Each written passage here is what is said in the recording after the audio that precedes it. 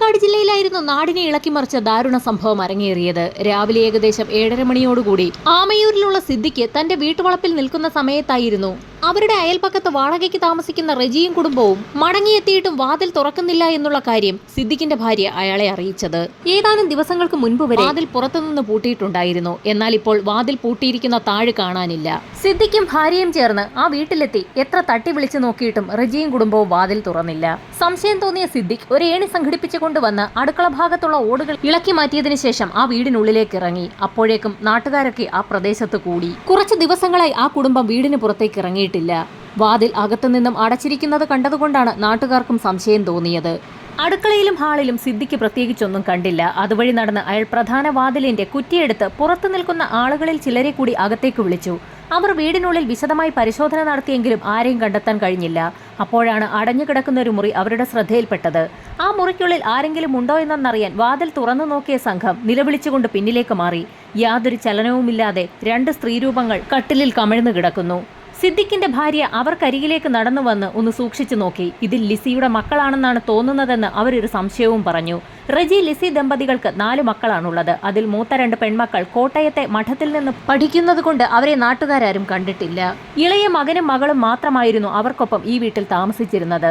കട്ടിലിൽ കിടക്കുന്നത് ജീവനറ്റ ശരീരങ്ങളായതിനാൽ തന്നെ നാട്ടുകാരുടൻ തന്നെ വിവരം പോലീസിൽ അറിയിച്ചു. വിവരമറിഞ്ഞ് പോലീസ് സംഘം എത്തിയപ്പോഴേക്കും നാട്ടുകാരെല്ലാം അവിടെ തടിച്ചുകൂടിയിരുന്നു. ഒറ്റ നോട്ടത്തിൽ തന്നെ നടന്നിരിക്കുന്നത് കൊലപാതകമാണെന്ന് പോലീസിന് വ്യക്തമായി. ഉടൻ തന്നെ ഫോറൻസിക് സംഘത്തെയും ഡോഗ് സ്ക്വാഡിനെയും സംഭവസ്ഥലത്തേക്ക് എത്തിച്ച് പരിശോധന ആരംഭിച്ചു. വീടിന് പുറത്ത് പരിശോധന നടക്കുന്നതിനിടയിലാണ് പോലീസ് സംഘത്തിന്റെ കണ്ണിൽ ഒരു കാഴ്ചപ്പെടുന്നത്. അവിടെ പഴയ ഒരു സെപ്റ്റിക് ടാങ്കിന് മുകളിലായി അസ്വാഭാവികമായ രീതിയിൽ ഈച്ചകൾ വന്ന് പൊതിയുന്നൊരു കാഴ്ചയായിരുന്നു അത്. സെപ്റ്റിക് ടാങ്കിന്റെ മൂടി ഇളക്കി പരിശോധന നടത്താൻ തീരുമാനിച്ച പോലീസ് സംഘം അതിനായി ഒരു കൂട്ടം ആളുകളെ ചുമതലപ്പെടുത്തി. ശേഷം പ്രദേശത്ത് നിന്ന് ലഭിക്കാവുന്ന കൂടുതൽ തെളിവുകൾ ശേഖരിക്കാൻ തുടങ്ങി. കൂട്ടത്തിൽ റജിയെയും കുടുംബത്തെയും കുറിച്ചുള്ള കൂടുതൽ വിവരങ്ങൾ സിദ്ദിഖിനോടും ഭാര്യയോടും തൊട്ടടുത്തുള്ള നാട്ടുകാരോടുമൊക്കെ തിരക്കി. കോട്ടയത്തെ മഠത്തിൽ പഠിക്കുന്ന പെൺകുട്ടികളുടെ ഫോട്ടോ ഒരിക്കൽ റജിയുടെ ഭാര്യ ലിസി സിദ്ദിഖിന്റെ ഭാര്യയെ കാണിച്ചിട്ടുണ്ട്. അതുകൊണ്ടാണ് സിദ്ദിഖിന്റെ ഭാര്യയ്ക്ക് പെൺകുട്ടികളെ കണ്ടപ്പോൾ ഒരു മുഖപരിചയം തോന്നാൻ കാരണം. റജിയും ഭാര്യയും ഇളയ 2 മക്കളും അവിടെ താമസിക്കുന്ന സമയത്താണ് 2 ആഴ്ചകൾക്ക് മുൻപ് റജിയുടെ ഭാര്യ ലിസി കോട്ടയത്തേക്ക് പോയത്. 2 ആഴ്ചയായിട്ടും ലിസിയെ കാണാത്ത സാഹചര്യത്തിൽ സിദ്ദിഖിന്റെ ഭാര്യ അവരുടെ കുട്ടികളോട് അന്വേഷിച്ചപ്പോഴായിരുന്നു ലിസി കോട്ടയത്തേക്ക് പോയ വിവരം കുട്ടികൾ പറയുന്നത്. റബ്ബർ വെട്ടിക്കൊണ്ടിരുന്ന റജി ആ സമയത്ത് അവിടേക്ക് കടന്നു വരികയും ഏതാനും ദിവസങ്ങൾക്ക് ശേഷം താനും മക്കളും കൂടി കോട്ടയത്തേക്ക് ലിസിയുടെ അടുത്തേക്ക് പോകുമെന്നും ശേഷം കോട്ടയത്തുള്ള തങ്ങളുടെ മൂത്ത 2 മക്കളെയും കൂടി ഇവിടേക്ക് കൊണ്ടുവരുമെന്നും റജി ആ സമയത്ത് സിദ്ദിഖിന്റെ ഭാര്യയോട് പറഞ്ഞിരുന്നു. അങ്ങനെ ഏതാനും ദിവസങ്ങൾക്ക് ശേഷം ഒരു വൈകുന്നേരം ചോറ് കഴിക്കുന്നതിനായി കുറച്ച് കറി തരുമോ എന്ന് ആവശ്യപ്പെട്ടുകൊണ്ട് റജി സിദ്ദിഖിന്റെ വീട്ടിലെത്തിയിരുന്നു. ഭാര്യയും മക്കളും മടങ്ങി വന്നില്ലേ എന്ന് അന്ന് സിദ്ദിഖിന്റെ ഭാര്യ റജിയോടും ചോദിച്ചിരുന്നു. ലിസിയും 4 മക്കളും അവരുടെ അമ്മാവനോടൊപ്പം ഏതാനും ദിവസങ്ങൾക്ക് ശേഷം ഇങ്ങോട്ടേക്ക് മടങ്ങിയെത്തുമെന്നും അപ്പോൾ അയാൾ മറുപടിയും പറഞ്ഞിരുന്നു. ശേഷം സിദ്ദിഖിന്റെ ഭാര്യ അവരുണ്ടാക്കിയ കൂണുകറിയിൽ ഒരൽപ്പം റജിക്ക് കൊടുത്തു വിടുകയും ചെയ്തു. പിറ്റേ ദിവസം റജി റബ്ബർ വെട്ടുന്നതിനായി ആ പരിസരത്തൊക്കെ തന്നെ ഉണ്ടായിരുന്നു. അത് കഴിഞ്ഞ് അയാളെ കണ്ടതുമില്ല. വീട് പൂട്ടിയിട്ട നിലയിലായിരുന്നു. വീടിന്റെ പുറത്തെ പൂട്ട് ഇന്ന് കാണാതിരുന്ന സാഹചര്യത്തിലാണ് അവിടേക്ക് തങ്ങൾ അന്വേഷിച്ചെത്തിയതെന്നും സിദ്ദിഖിന്റെ ഭാര്യ പോലീസിന് മൊഴി നൽകി. ആ വീട്ടിൽ നിന്ന് ലഭിക്കാവുന്ന വിരലടയാളങ്ങളൊക്കെ തന്നെ പോലീസ് സംഘം ശേഖരിച്ചു. നിലവിൽ റജിയെയും ഭാര്യ ലിസിയെയും അവരുടെ ഇളയ 2 മക്കളെയും കാണുവാനില്ല. മൂത്ത 2 പെൺമക്കളാകട്ടെ മരിച്ച നിലയിൽ വീട്ടിൽ കിടക്കുന്നു. പോലീസിനാകെ സംശയമായി. പ്രദേശവാസികളെയെല്ലാം ചോദ്യം ചെയ്തു. അപ്പോഴാണ് ഒരു സ്ത്രീയിൽ നിന്നും ഒരു നിർണായക വിവരം പോലീസിന് ലഭിക്കുന്നത്. ആ സ്ത്രീയുടെ ഭർത്താവ് കോയമ്പത്തൂരിലാണ് ജോലി ചെയ്യുന്നത്. വളരെ വൈകിയാണ് അയാൾ വീട്ടിലേക്ക് എത്താറുള്ളത്. സംഭവം നടന്ന അന്ന് രാത്രിയിൽ ഏകദേശം 9 മണിയോടുകൂടി ഒരു ഓട്ടോ വന്ന് നിൽക്കുന്ന ശബ്ദം കേട്ട് തന്റെ ഭർത്താവാണെന്ന് കരുതിയ സ്ത്രീ വീടിന് പുറത്തേക്കിറങ്ങി നോക്കിയപ്പോൾ റജിയും 2 പെൺമക്കളും ഓട്ടോയിൽ നിന്നിറങ്ങുന്നത് അവർ ശ്രദ്ധിച്ചിരുന്നു. പിറ്റേ ദിവസമാണ് റജികുമാറിന്റെ മൂത്ത 2 പെൺമക്കളും മരിച്ച വിവരം അവരറിയുന്നത്. ശരിക്കും നിർണായകമായൊരു വിവരമാണ് പോലീസിന് ലഭിച്ചിരിക്കുന്നത്. സംഭവം നടക്കുന്നതിന്റെ തലേദിവസം രാത്രിയിൽ പെൺമക്കൾക്കൊപ്പം റജി വീട്ടിലെത്തിയിട്ടുണ്ട്. പിറ്റേ ദിവസം പെൺമക്കളെ മരിച്ച നിലയിൽ കണ്ടെത്തി. അങ്ങനെയെങ്കിൽ റജികുമാർ എവിടെ പോയി? കോട്ടയം മേഖലയിലേക്ക് റജികുമാറിനെ അന്വേഷിക്കാൻ ഒരു സംഘം പുറപ്പെട്ടു. ഇതോടൊപ്പം തന്നെ റജിയെക്കുറിച്ച് കൂടുതൽ അന്വേഷിക്കാനും അയാളുമായി കോണ്ടാക്റ്റുള്ള എല്ലാ വ്യക്തികളെയും കണ്ടുപിടിക്കാനുമായും കോട്ടയം പോലീസിന് നിർദ്ദേശം ലഭിച്ചു. കോട്ടയത്ത് റജികുമാറുമായി കണക്ട് ചെയ്ത് പല ബന്ധുക്കളുടെയും വീടുകളിൽ പോലീസ് സംഘം എത്തി അന്വേഷണം നടത്തി. എന്നാൽ റജികുമാറും ഭാര്യയോ അവർക്കൊപ്പമുണ്ടായിരുന്ന ആ 2 മക്കളോ അവിടെയെങ്ങും എത്തിയിട്ടില്ല എന്നാണ് ബന്ധുക്കളുടെ ഭാഗത്തു നിന്നും അറിയാൻ കഴിഞ്ഞത്. അങ്ങനെയെങ്കിൽ ആ 4 സംഘം എവിടെ പോയി? മൂത്ത 2 പെൺമക്കളെയും കൊലപ്പെടുത്തിയ ശേഷം 4 സംഘം അവിടെ നിന്നും സ്ഥലം വിട്ടതാണോ എന്ന് പോലും പോലീസ് സംശയിച്ചു. നാട്ടുകാരോട് വിവരം തിരക്കുമ്പോഴാണ് റജിയെക്കുറിച്ച് കൂടുതൽ വിവരങ്ങൾ പോലീസിന് ലഭിക്കുന്നത്. റെജി ഒരു BSc കെമിസ്ട്രിക്കാരനാണ്. കൂടാതെ കമ്പ്യൂട്ടർ ആപ്ലിക്കേഷനിൽ പോസ്റ്റ് ഗ്രാജുവേറ്റ് ഡിപ്ലോമ നേടിയതിനു ശേഷം ഒരു വക്കീലിന്റെ ബെഞ്ച് ക്ലർക്കായി വർക്ക് ചെയ്യുകയായിരുന്നു. കുറേ വർഷമായി ബെഞ്ച് ക്ലർക്കായി വർക്ക് ചെയ്തിരുന്ന റജികുമാർ പിന്നീട് ആമയൂരിലെത്തി ടാപ്പിംഗ് തൊഴിലാളിയായി മാറുകയായിരുന്നു. ബെഞ്ച് ക്ലർക്കായിരുന്ന ഒരാൾ എന്തിന് ടാപ്പിംഗ് തൊഴിലാളിയായി മാറണം? പോലീസിന് സ്വാഭാവികമായും സംശയമുയർന്നു. റജികുമാറിന്റെ സ്വഭാവത്തിൽ അസ്വാഭാവികതയുണ്ടെന്നുള്ള ബന്ധുക്കളുടെ മൊഴിയനുസരിച്ച് പോലീസ് വീണ്ടും റജിയുടെ വീടിനുള്ളിൽ പരിശോധന നടത്തിയപ്പോൾ അവിടെ ഒരു മൽപ്പിടുത്തം നടന്നതിന്റെ ലക്ഷണങ്ങളൊക്കെ തന്നെ കണ്ടെത്തി. ഈ സമയത്താണ് പുറത്ത് സെപ്റ്റിക് ടാങ്കിന്റെ മൂടികളക്കിയ തൊഴിലാളികൾ അലറി വിളിച്ച് കരഞ്ഞുകൊണ്ട് അവിടേക്ക് ഓടിയെത്തിയത്. സെപ്റ്റിക് ടാങ്കിനുള്ളിൽ നിന്നും രൂക്ഷമായ ഗന്ധം വമിക്കുന്നുണ്ട്. അതിനുള്ളിൽ എന്തോ ഉണ്ടെന്ന് അവർ പറഞ്ഞു. പോലീസ് സംഘം നടത്തിയ പരിശോധനയിൽ ടാങ്കിനുള്ളിൽ നിന്ന് ഒരു ഡെഡ് ബോഡി കണ്ടെത്തി. വിവരമറിഞ്ഞ് DYSP ഉൾപ്പെടെയുള്ള സംഘം അങ്ങോട്ടേക്കെത്തി. സെപ്റ്റിക് ടാങ്കിൽ നിന്നും ബോഡി പുറത്തെടുത്ത് കിടത്തിയപ്പോൾ അതൊരു സ്ത്രീയുടേതാണെന്ന് മനസ്സിലായി. സിദ്ദിഖിന്റെ ഭാര്യ അപ്പോൾ തന്നെ ആ ബോഡി തിരിച്ചറിഞ്ഞു. അത് റജിയുടെ ഭാര്യ ലിസിയാണ്. മൃതദേഹം പാതി അഴുകിയ നിലയിലായിരുന്നു. നാട്ടുകാരും പോലീസും ഒരുപോലെ അമ്പരന്നു. ഈ സമയത്താണ് മുറിയിൽ കൊല്ലപ്പെട്ട് കിടക്കുന്ന പെൺമക്കളുടെ ഇൻക്വസ്റ്റ് നടപടികൾ പൂർത്തിയാക്കിയ വിദഗ്ധ സംഘം പോലീസിനോട് ഒരു കാര്യം പറയുന്നത്. കൊല്ലപ്പെട്ട് കിടക്കുന്ന 2 പേരിൽ മൂത്തയാൾ മരിക്കുന്നതിന് മുൻപ് അതിക്രൂര പീഡനത്തിന് ഇരയായിട്ടുണ്ട്. റജിയുടെ ഭാര്യയും മക്കളെയും ആരെങ്കിലും ഇല്ലാതാക്കിയതാണോ എന്നുവരെ പോലീസിന് സംശയം തോന്നി. അങ്ങനെയെങ്കിൽ റജികുമാറും ഇളയ 2 മക്കളും എവിടെ പോയി? ആ ചോദ്യത്തിനുള്ള ഉത്തരം അന്ന് വൈകുന്നേരം തന്നെ പോലീസിന് ആ വീടിന്റെ കോമ്പൗണ്ടിൽ നിന്ന് തന്നെ കിട്ടി. നാട്ടുകാരുടെ സഹായത്തോടുകൂടി പോലീസ് ആ പ്രദേശമാകെ വിശദമായി നരിച്ചു പറക്കി. സിദ്ദിഖിന്റെ ഉടമസ്ഥതയിലുള്ള റബ്ബർ തോട്ടം അരിച്ചു പറക്കുന്നതിനിടയിലാണ് കാട് പിടിച്ച ഒരു ഭാഗത്ത് 2 പ്ലാസ്റ്റിക് ചാക്കുകൾ കിടക്കുന്നത് അവരുടെ ശ്രദ്ധയിൽപ്പെടുന്നത്. ചാക്കുകൾ അഴിച്ച പോലീസ് സംഘവും നാട്ടുകാരും ഞെട്ടി. ആ 2 ചാക്കുകെട്ടുകൾക്കുള്ളിൽ ഇളയ മക്കളായ അമലും അമന്നയുമായിരുന്നു. മൃതദേഹങ്ങൾ അഴുകി തുടങ്ങിയിട്ടുണ്ട്. ഒരു വീട്ടിലെ 5 പേര് മരണപ്പെട്ടിരിക്കുന്നു. അങ്ങനെയെങ്കിൽ റജികുമാർ കൊല്ലപ്പെട്ട് കാണാൻ സാധ്യതയുള്ളതിനാൽ റജികുമാറിന്റെ ബോഡിക്ക് വേണ്ടിയും പോലീസ് തിരച്ചിൽ നടത്തി. ഡോഗ് സ്ക്വാഡിനെ ഉപയോഗിച്ച് പരിശോധന നടത്തിയിട്ടും റജിയുടെ മൃതദേഹം മാത്രം കണ്ടുകിട്ടിയില്ല. ഇതിനിടയിൽ റജിയുടെ മൊബൈൽ ഫോൺ കേന്ദ്രീകരിച്ച് നടത്തിയ അന്വേഷണത്തിൽ അയാളുടെ മൊബൈൽ ആക്റ്റീവാണെന്ന് കണ്ടെത്തി. പാലാ, കോട്ടയം മേഖലകളിലായിരുന്നു ടവർ ലൊക്കേഷൻ. ഇതോടുകൂടി 5 പേരെയും കൊലപ്പെടുത്തിയത് റജികുമാർ തന്നെയാണോ എന്ന് പോലീസിന് സംശയം തോന്നി. ഒരുപക്ഷെ റജികുമാറിനെയും കൊലപ്പെടുത്തിയ ശേഷം കൊലപാതകി ആ മൊബൈൽ ഫോൺ കൈവശം വെച്ചിരിക്കുകയാണോ എന്നുള്ള പോസിബിലിറ്റിയും പോലീസ് പരിശോധിച്ചു. പോലീസ് കണ്ടെത്തിയ 5 മൃതദേഹങ്ങളും ഇൻക്വസ്റ്റ് നടപടികൾ പൂർത്തിയാക്കി പോസ്റ്റ്മോർട്ടത്തിനായി തൃശൂർ മെഡിക്കൽ കോളേജിലേക്ക് അയച്ചു. ഇതോടൊപ്പം തന്നെ റജികുമാറിനായുള്ള തിരച്ചിൽ ഊർജിതമാക്കി. ഈ സമയത്താണ് കോട്ടയം പോലീസ് സ്റ്റേഷനിലേക്ക് ഒരു ഫോൺ കോൾ എത്തുന്നത്. ഗാന്ധിനഗർ ബസ് സ്റ്റാൻഡിൽ റജികുമാറിനെ കണ്ടു എന്നായിരുന്നു വിളിച്ച വ്യക്തി പറഞ്ഞത്. വിവരമറിഞ്ഞ് ബസ് സ്റ്റാൻഡിലെത്തിയ പോലീസ് സംഘം റജികുമാറിനെ കൈയോടെ തന്നെ പിടികൂടി.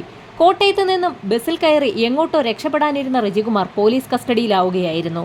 അറസ്റ്റ് ചെയ്ത റജികുമാറിനെ മജിസ്ട്രേറ്റിന് മുൻപിൽ ഹാജരാക്കി പോലീസ് കസ്റ്റഡിയിലെടുത്ത് ചോദ്യം ചെയ്യൽ ആരംഭിച്ചു. കസ്റ്റഡിയിലെടുത്ത റജികുമാറിന്റെ വിരലടയാളങ്ങൾ ആദ്യം തന്നെ പോലീസ് പരിശോധിച്ചു. ആ വീട്ടിൽ നിന്നും ആകെ ഒരാളുടെ ഫിംഗർ പ്രിന്റ് മാത്രമാണ് ലഭിച്ചത്. അത് റജികുമാറിന്റേത് തന്നെയെന്ന് തെളിയിക്കാൻ പോലീസിന് അധിക സമയം വേണ്ടി വന്നില്ല. ചോദ്യം ചെയ്യലിൽ റജിയുടെ മൊഴികളിലെല്ലാം വൈരുദ്ധ്യം കണ്ടെത്തി. ആ 5 മരണങ്ങളിലും തനിക്കൊരു പങ്കുമില്ല എന്ന് റജികുമാർ ആവർത്തിച്ചു പറഞ്ഞു. ലിസിയെ കാണാതായതാണെന്നും അയാൾ പോലീസിനോട് പറഞ്ഞു. ഭാര്യയെ കാണാതായ വിവരം എന്തുകൊണ്ടാണ് പോലീസിൽ അറിയിക്കാതിരുന്നതെന്നുള്ള ചോദ്യത്തിന് റജികുമാറിന് മറുപടിയില്ലായിരുന്നു. മക്കൾ കൊല്ലപ്പെട്ട വിവരം അറിഞ്ഞിട്ടും ആമയൂരിലേക്ക് എന്തുകൊണ്ട് എത്തിയില്ല എന്നുള്ള ചോദ്യത്തിന് റജികുമാർ മറുപടി പറഞ്ഞിട്ടും അതൊന്നും പോലീസ് വിശ്വാസത്തിലെടുത്തില്ല. മറ്റു ചില കാര്യങ്ങളുമായി ബന്ധപ്പെട്ട് അയാൾ കോട്ടയത്തേക്ക് പോയ കാരണത്താലാണ് നാട്ടിൽ നടന്ന വിവരങ്ങളൊന്നും അറിയാതെയിരുന്നതെന്നും അയാൾ പോലീസിന് മൊഴി നൽകി. ഈ സമയത്താണ് വളരെ നിർണായകമായ ഒരു കാര്യം പോലീസിനെ തേടിയെത്തുന്നത്. റജിയുടെ സ്പേമും കൊല്ലപ്പെട്ട മൂത്തയാളുടെ ശരീരത്തിൽ നിന്ന് കളക്ട് ചെയ്ത സ്പേമും തമ്മിൽ മാച്ച് ചെയ്യുന്നു. എന്നാൽ ഇക്കാര്യം പൂർണ്ണമായും റജി നിഷേധിച്ചു. എല്ലാ കൊലപാതകവും നടത്തിയത് റജികുമാർ തന്നെയെന്ന് തങ്ങൾക്ക് മനസ്സിലായി എന്ന് പോലീസ് പറഞ്ഞതോടുകൂടി താൻ കുടുങ്ങിയെന്ന് അയാൾക്ക് മനസ്സിലായി. ഇതോടെ പല കാര്യങ്ങളും റജി തുറന്നു പറഞ്ഞു തുടങ്ങി. നേരത്തെ ഒരു വക്കീലിന്റെ ബെഞ്ച് ക്ലർക്കായി വർക്ക് ചെയ്തിരുന്ന റജികുമാറിന് അവിടെയുണ്ടായിരുന്ന ഉഷ എന്നൊരു സ്ത്രീയുമായി ബന്ധമുണ്ടായിരുന്നു. ആ അടുപ്പം റജികുമാറിന്റെ ഭാര്യ ലിസി അറിയുകയും അവർ തമ്മിൽ വാക്കുതർക്കമുണ്ടാകുന്നത് പതിവാവുകയും ചെയ്തു. ഉഷയെ കാണുന്നതിന് വേണ്ടിയാണ് റജികുമാർ വക്കീലിന്റെ കീഴിൽ ബെഞ്ച് ക്ലർക്കായി ജോലി ചെയ്യുന്നതെന്ന് വരെ ലിസി പറഞ്ഞു. ഇതോടുകൂടി ആ ജോലി വിടാൻ റജികുമാർ തീരുമാനിച്ചു. ഈ സമയത്താണ് ആമയൂർ മേഖലയിലെ റബ്ബർ തോട്ടത്തിൽ ടാപ്പിങ്ങിനായി ഒരാളെ ആവശ്യമുണ്ടെന്നുള്ള പത്രപരസ്യം റജിയുടെ ശ്രദ്ധയിൽപ്പെടുന്നതും ഭാര്യയെയും മക്കളെയും കൂട്ടി അങ്ങോട്ടേക്ക് താമസം മാറുന്നതും. അതിനിടയിൽ മൂത്ത 2 പെൺമക്കളെയും കോട്ടയത്തുള്ള മഠത്തിൽ താൽക്കാലികമായി നിർത്തുകയും ചെയ്തു. അങ്ങനെ പ്രശ്നങ്ങളൊന്നുമില്ലാതെ 1 വർഷക്കാലം മുൻപോട്ട് പോയി.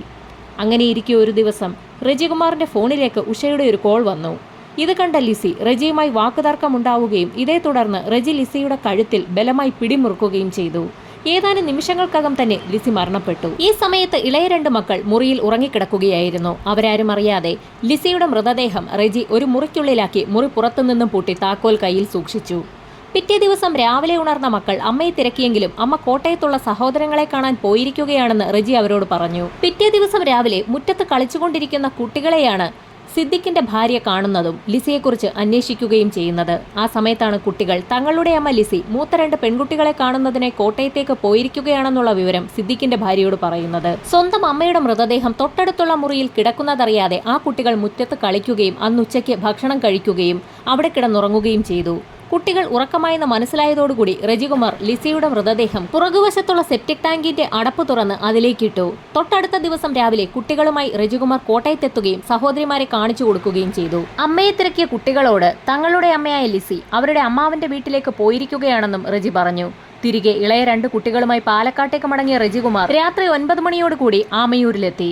സിദ്ദിഖിന്റെ വീട്ടിലെത്തി രാത്രി ചോറിനൊപ്പം കഴിക്കാൻ അല്പം കറി ആവശ്യപ്പെട്ടു. ഭാര്യയും മക്കളും എവിടെയെന്നുള്ള സിദ്ദിഖിന്റെ ഭാര്യയുടെ ചോദ്യത്തിന് അവരെല്ലാവരും കോട്ടയത്ത് തന്നെയാണെന്നും താൻ ഒറ്റയ്ക്കാണ് മടങ്ങിയെത്തിയതെന്നും അയാൾ മറുപടിയും പറഞ്ഞു. ഇളയ കുട്ടികളുടെ പോസ്റ്റ്മോർട്ടത്തിൽ നിന്നും വയറ്റിൽ നിന്നും കുമിളുകറിയുടെ അംശം കണ്ടെത്തിയിട്ടുണ്ട്. അതായത് അവർ കൊല്ലപ്പെടുമ്പോൾ അവർ കഴിച്ച ഭക്ഷണം ദഹിച്ചിട്ട് പോലും ഉണ്ടായിരുന്നില്ല. അങ്ങനെ ഇളയ മക്കളെ കൊലപ്പെടുത്തിയ ശേഷം മൃതദേഹം പ്ലാസ്റ്റിക് കവറിലാക്കി ഒരു മുറിയിലേക്ക് മാറ്റിവെച്ചു. പിറ്റേ ദിവസം പതിവ് പോലെ ടാപ്പിംഗ് ജോലികളിൽ ഏർപ്പെട്ടു. റബ്ബർ വെട്ടിയ ശേഷം കറയുമായി റജികുമാർ സിദ്ദിഖിന്റെ വീട്ടിലെത്തിയിരുന്നു. സിദ്ദിഖിന്റെ ഭാര്യയെ വീണ്ടും ലിസിയെക്കുറിച്ച് അന്വേഷിച്ചപ്പോൾ ലിസിയും മക്കളും അവരുടെ അമ്മാവനൊപ്പം അടുത്ത ദിവസം മടങ്ങി വരുമെന്നും അയാൾ അവരോട് പറഞ്ഞു. ഏതാനും ദിവസങ്ങൾക്ക് ശേഷം റജിയുടെ വീട് പൂട്ടിക്കിടക്കുന്നത് കണ്ടപ്പോൾ അയാൾ ഭാര്യയും മക്കളെയും കൂട്ടിക്കൊണ്ടുവരാൻ കോട്ടയത്തേക്ക് പോയതായിരിക്കുമെന്നാണ് സിദ്ദിഖിന്റെ ഭാര്യ കരുതിയത്. പട്ടാമ്പിയിൽ നിന്നും അന്ന് പുറപ്പെട്ട റജികുമാർ കോട്ടയത്തേക്ക് തന്നെയായിരുന്നു പോയത്. കോട്ടയത്ത് പെൺമക്കൾ പഠിക്കുന്ന സ്കൂളിലെത്തി അയാളുടെ അമ്മ മരിച്ചുപോയതായി സ്കൂളിന്റെ പ്രിൻസിപ്പലിനെ അറിയിക്കുകയും തനിക്കൊപ്പം കുട്ടികളെ അയക്കണമെന്ന് ആവശ്യപ്പെടുകയും ചെയ്തു. മരണവിവരം കുട്ടികൾ അറിഞ്ഞാൽ അവർ വിഷമിക്കുമെന്ന് കരുതി സ്കൂൾ അധികൃതർ കുട്ടികളോട് വിവരം പറഞ്ഞതുമില്ല. അങ്ങനെ റജികുമാറിനൊപ്പം ആ പെൺമക്കൾ അവിടെ നിന്നും പാലക്കാട്ടേക്ക് പുറപ്പെട്ടു. രാത്രി 9 മണിയോടുകൂടി ആമയൂരിൽ ഒരു ഓട്ടോയിൽ റജികുമാറും പെൺമക്കളും വന്നിറങ്ങുന്നത് അയൽവാസിയായ ഒരു സ്ത്രീ കാണുകയും ചെയ്തിരുന്നു. വീട്ടിലെത്തിയ പെൺമക്കൾ അമ്മയെയും ഇളയ 2 സഹോദരങ്ങളെയും തിരക്കിയപ്പോൾ അവരൊക്കെ പുറത്തു പോയതാണെന്നും ഉടൻ മടങ്ങി വരുമെന്നും റജികുമാർ അവരോട് പറയുകയും ചെയ്തു. യാത്രാക്ഷീണമുണ്ടായിരുന്ന പെൺമക്കൾ ഉറങ്ങാനായി മുറിയിലേക്ക് പോയി. ഉറങ്ങിക്കിടന്നവരെ വെളുപ്പിനെ 4 മണിയോടുകൂടിയായിരുന്നു റജികുമാർ ശ്വാസം മുട്ടിച്ച് കൊലപ്പെടുത്തിയത്. തൊട്ടടുത്ത മുറിയിൽ ഇളയ മക്കളും മരണപ്പെട്ട് കിടക്കുന്നുണ്ടായിരുന്നു. മുൻവശത്തെ പ്രധാന വാതിൽ അകത്തുനിന്നും കുറ്റിയിട്ട ശേഷം പ്ലാസ്റ്റിക് ചാക്കിൽ പൊതിഞ്ഞ മൃതദേഹങ്ങളുമായി അടുക്കള വശത്തുകൂടി റജി പുറത്തിറങ്ങുകയും ആ വാതിൽ പൂട്ടുകയും ചെയ്തു. ശേഷം റബ്ബറും തോട്ടത്തിലൂടെ നടന്ന് റബ്ബർ തോട്ടത്തിന്റെ കാട് പിടിച്ചു കിടക്കുന്ന ഭാഗത്ത് പ്ലാസ്റ്റിക് ചാക്കുകൾ ഉപേക്ഷിച്ചു. പ്ലാസ്റ്റിക് ചാക്കിലെ മൃതദേഹങ്ങൾ റബ്ബർ തോട്ടത്തിൽ ഉപേക്ഷിച്ച ശേഷം റജികുമാർ അവിടെ നിന്നും ആമയൂർ ടൗണിലെത്തി. ടൗണിലൊന്ന് കറങ്ങിയ ശേഷം തിരികെ വീട്ടിലേക്ക് പോകാനായിരുന്നു അയാളുടെ പ്ലാൻ. എന്നാൽ ഈ സമയത്തായിരുന്നു സിദ്ദിഖിന്റെ ഭാര്യ റജികുമാറും കുടുംബവും തിരികെ എത്തിയെന്നും പ്രധാന വാതിൽ പുറത്തുനിന്നും പൂട്ടിയിട്ടില്ല എന്നും മനസ്സിലാക്കിയത്. റജിയെയും കുടുംബത്തെയും പുറത്തു കാണാത്ത സാഹചര്യത്തിൽ സിദ്ദിഖും ഭാര്യയും അവിടെ എത്തി നടത്തിയ തിരച്ചിലായിരുന്നു പിന്നീട് വീടിനുള്ളിൽ മൃതദേഹങ്ങൾ കണ്ടെത്തുന്നതിനിടയാക്കിയത്. ഇതിനോടകം തന്നെ റജികുമാറിന്റെ വീട്ടിൽ നിന്നും മൃതദേഹം കണ്ടെത്തിയ വാർത്ത നാടാകെ പരന്നു. വിവരമറിഞ്ഞ റജികുമാർ ആമയൂരിൽ നിന്ന് കോട്ടയത്തേക്ക് പോയി. അവിടെ തന്റെ സുഹൃത്തായ ഉഷാകുമാരിക്കൊപ്പമായിരുന്നു പിന്നീടുള്ള താമസം. വളരെ വ്യക്തമായി തന്നെ അയാൾ പോലീസിനോട് കുറ്റസമ്മതം നടത്തി. എന്നാൽ പീഡന വിവരം മാത്രം അയാൾ ശക്തമായി തന്നെ എതിർത്തു. പോലീസ് സംഘം ഉഷയെ കസ്റ്റഡിയിലെടുത്തു. ഉഷയുടെ മൊഴിയാകട്ടെ പോലീസിനെ തീർത്തും ഞെട്ടിക്കുന്നതായിരുന്നു. കൊലപാതകവും അതേ തുടർന്നുള്ള സംഭവങ്ങളും നടക്കുന്ന കാലയളവിൽ താനും റജികുമാറും ഭാര്യ ഭർത്താക്കന്മാരെ പോലെ കഴിയുകയായിരുന്നു എന്നാണ് അവർ പറഞ്ഞത്. അതങ്ങനെ തന്നെ കുറ്റപത്രത്തിൽ പോലീസ് സംഘം എഴുതി ചേർത്തു. കുറ്റപത്രം കോടതിയിൽ സമർപ്പിച്ച് വിചാരണ ആരംഭിച്ചു. വാദപ്രതിവാദങ്ങൾക്കൊടുവിൽ പാലക്കാട് സെഷൻസ് കോടതി ജഡ്ജ് കാര്യകാരണ സഹിതം ഒന്നൊന്നായി പറഞ്ഞുകൊണ്ട് തന്നെ റജികുമാറിന് വധശിക്ഷ വിധിച്ചു. അയാളുടെ മൊബൈൽ ടവർ ലൊക്കേഷൻ കൊല നടന്ന സമയത്ത് ആമയൂരിലാണെന്നും പോലീസ് കണ്ടെത്തി. കൊല്ലപ്പെട്ട കുട്ടികളുടെ ആമാശയത്തിലുണ്ടായിരുന്ന കൂൺ അയൽപക്കത്തെ വീട്ടിലെ സ്ത്രീ കൊടുത്തതാണെന്ന് തന്നെ തെളിഞ്ഞു. ഇതോടൊപ്പം തന്നെ അയാളുടെ കാമുകി ഉഷ ഉൾപ്പെടെയുള്ളവരുടെയെല്ലാം സാക്ഷിമൊഴി റജികുമാറിനെതിരായിരുന്നു. അങ്ങനെയായിരുന്നു കോടതി അയാൾക്ക് വധശിക്ഷ വിധിച്ചത്. വധശിക്ഷയ്ക്കെതിരെ ഹൈക്കോടതിയിൽ റജികുമാർ അപ്പീലിന് പോയെങ്കിലും ഹൈക്കോടതിയും റജിയുടെ വധശിക്ഷ ശരിവെച്ചു.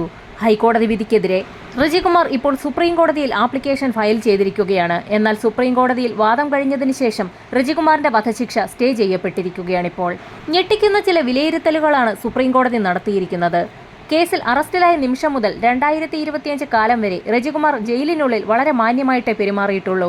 ജയിലിനുള്ളിൽ ഒരു ക്രിമിനൽ സ്വഭാവവും ഇത്രയും കാലയളവിനുള്ളിൽ അയാൾ കാണിച്ചിട്ടില്ല എന്നുള്ള ജയിലധികൃതരുടെ റിപ്പോർട്ടിന്റെ അടിസ്ഥാനത്തിലാണ് സുപ്രീം കോടതി ഇപ്പോൾ അയാളുടെ വധശിക്ഷ സ്റ്റേ ചെയ്ത് വാദം പൂർത്തിയാക്കിയ ശേഷം ജീവപര്യന്തമായി കുറച്ചിരിക്കുന്നത്. എന്നാൽ അതിനോടൊപ്പം തന്നെ സുപ്രീം കോടതി ജഡ്ജിമാർ ഒരു വാചകം കൂടി കൂട്ടിച്ചേർക്കുകയുണ്ടായി. റജികുമാർ മരണം വരെ ജയിലിലായിരിക്കണമെന്നുള്ള നിർണായക വിധിയാണ് സുപ്രീം കോടതിയുടെ ഭാഗത്തു നിന്നും ഇപ്പോൾ വന്നിരിക്കുന്നത്.